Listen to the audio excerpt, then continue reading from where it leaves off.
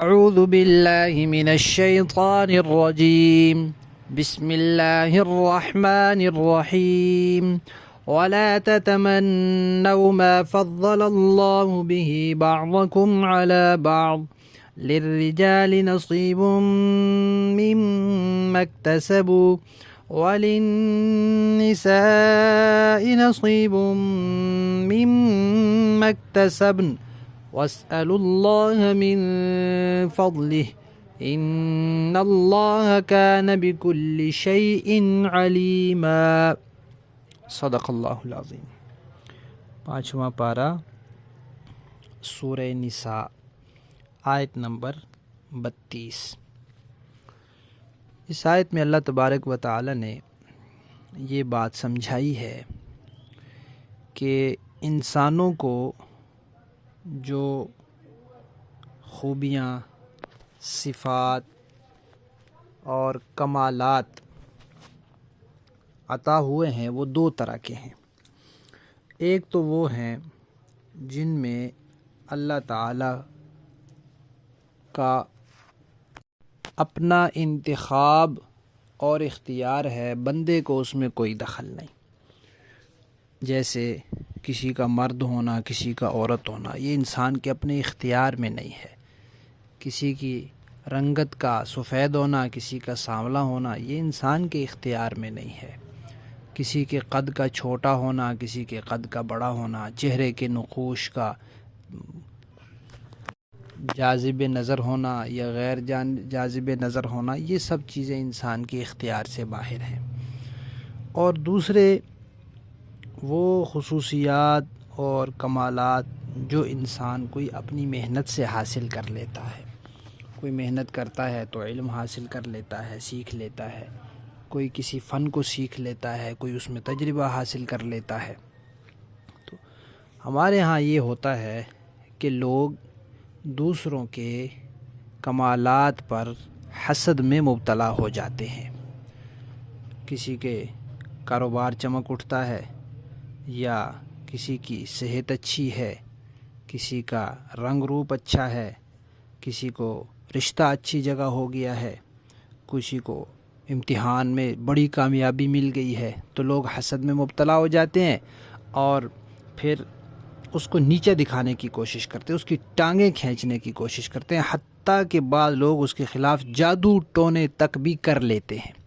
اللہ تعالیٰ نے کہا نہیں، اگر کسی کا کوئی کمال خدا داد ہے تو اللہ کی تقسیم پر تم راضی ہو جاؤ. اللہ نے کسی کو مرد بنایا، کسی کو عورت، کسی کو سفید رنگت والا بنایا، کسی کو سانولا، تو یہ اللہ کی تقسیم ہے، اس پر راضی ہو جاؤ. اللہ کی تقسیم پر اعتراض کا انسان کو کیا حق ہے؟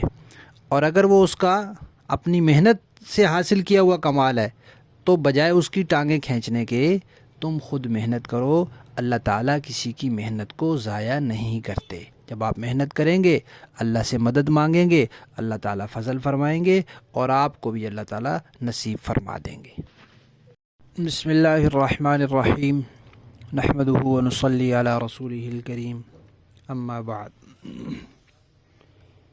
نبی کریم صلی اللہ علیہ وسلم کا ارشاد ہے کہ سحری کیا کرو، کیونکہ سحری کھانے میں برکت ہے. ویسے تو عام طور پہ جو انسان کھانا کھاتا ہے بسم اللہ پڑھ کے کھائے تو اس کھانے کے درمیان میں برکت کا فرمایا گیا ہے کہ کھانے کے درمیان میں برکت ہوتی ہے. لیکن سحری کا کھانا ایسا کھانا ہے کہ اس پورے کھانے کو ہی برکت والا کھانا فرمایا گیا ہے.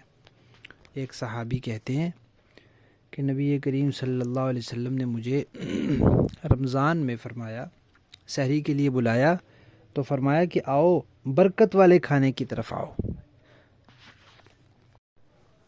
اس لیے سحری ضرور کرنی چاہیے، کچھ نہ کچھ ضرور کھانا چاہیے. کبھی ہوتا ہے انسان رات کو کچھ کھا لیتا ہے تو صبح طبیعت نہیں ہوتی کھانے کی، اور خصوصاً جب آگے دن چھوٹے ہوتے ہیں یا موسم اچھا ہوتا ہے تو پھر بعض لوگ سحری کی پرواہ نہیں کرتے کہ کوئی بات نہیں، ابھی تو رات کو 12 بجے سوتے ہوئے کھانا کھایا ہے تو کوئی بات نہیں، بس کچھ نہیں کھاتے تو کچھ نہ کچھ ضرور کھا لینا چاہیے، اس بابرکت کھانے پینے سے محروم نہیں ہونا چاہیے۔ حتیٰ کہ علماء نے لکھا ہے کہ کچھ پینے کی چیز ہی کیوں نہ ہو بندہ پی لے، پانی ہی پی لے، ایک لقمہ ہی کھا لے تو اس کو کم از کم وہ برکت تو حاصل ہو جائے گی۔ اور سحری کو جتنا مؤخر کر سکیں کر لیں، اتنا نہ کریں کہ روزہ خراب ہونے کا اندیشہ ہو جائے۔ جو صبح صادق کا وقت ہے اپنا مقامی، اس سے 3 منٹ پہلے تو روزہ بند کرنا ہے، لیکن کوئی گھنٹہ ڈیڑھ پہلے کھا لے تو بہتر یہ ہے کہ آخری وقت میں کھائیں، جب آدھا گھنٹہ رہ گیا اس وقت شروع کر لیں، تاکہ 20 منٹ میں کھا کے 25 منٹ میں فارغ ہو جائیں۔ آخری 3 منٹ تو روزے کی حفاظت کے لیے ہیں، اس سے پہلے بہت زیادہ پہلے نہیں کھانا چاہیے۔ سحری میں تاخیر، افطاری میں جلدی، احتیاط والے منٹوں کو چھوڑ کر زیادہ جلدی سحری نہیں کھانی چاہیے اور زیادہ دیر سے افطاری نہیں کرنی چاہیے۔ اللہ تعالی ہمیں عمل کرنے کی توفیق عطا فرمائے۔ بسم اللہ الرحمن الرحیم، نحمدہ ونصلی علی رسولہ الکریم، اما بعد۔ روزے کی حالت میں جان بوجھ کر، یعنی اپنے اختیار سے، اپنے ارادے سے دھواں اندر لے جانے سے روزہ ٹوٹ جاتا ہے۔ ایک تو ہے کہ اب خواتین کھانا پکا رہی ہیں تو وہ دھواں چلا جاتا ہے، ارادہ نہیں ہے لیکن کھانا تو پکانا ہے، اب وہ دھواں چلا جائے گا، وہ مراد نہیں ہے۔ اسی طرح راستے میں کہیں آگ لگی ہوئی ہے، کسی جگہ سے دھواں اٹھ رہا ہے، ہم وہاں سے گزر رہے ہیں، وہ بھی چلا جائے گا، ناک میں گھس جائے گا، وہ بھی مراد نہیں ہے۔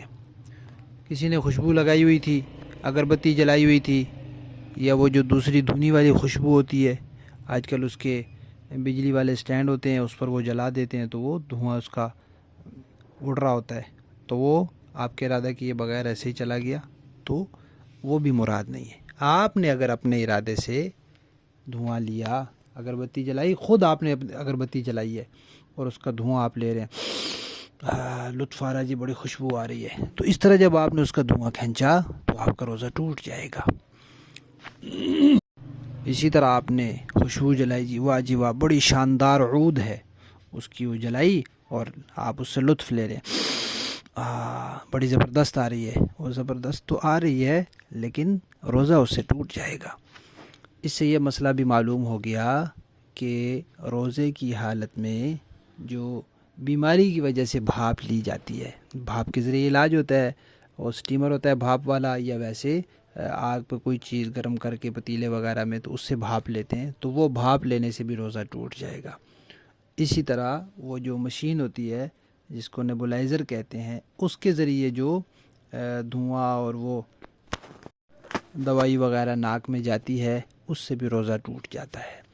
تو دھوئیں کی، بھاپ کی کوئی بھی شکل ہو، جب انسان اپنے اختیار سے اس کو اپنے منہ یا ناک میں لے جائے گا تو پھر اس کا روزہ باقی نہیں رہے گا۔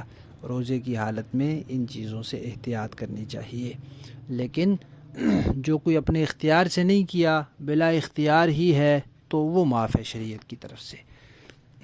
اس لیے خواتین کھانا پکائیں، بلا تکلف پکائیں، پکاتی رہیں، دھواں جاتا رہے، ہم تو نہیں کوشش کر رہے نا اپنے ناک میں لے جانے کی، تو کھانا پک رہا ہے اس لیے دھواں اٹھ رہا ہے۔ اسی طرح اگر راستے سے آپ گزر رہے ہیں تو گزر جائیں، کسی اور نے کوئی بغیر بتی لگائی ہے، وہاں سے آپ اپنا راستہ لے کر چلے جائیں، ناک بند کر سکتے ہیں کر لیں۔ تو ایسا کام جو آپ کے اختیار میں نہیں ہے، وہ اگر اس کی وجہ سے دھواں جا رہا ہے تو وہ شریعت نے معاف کیا ہے، لیکن اپنے اختیار سے خود آپ اگر دھواں یا بھاپ لیں گے تو اس سے روزہ ختم ہو جائے گا۔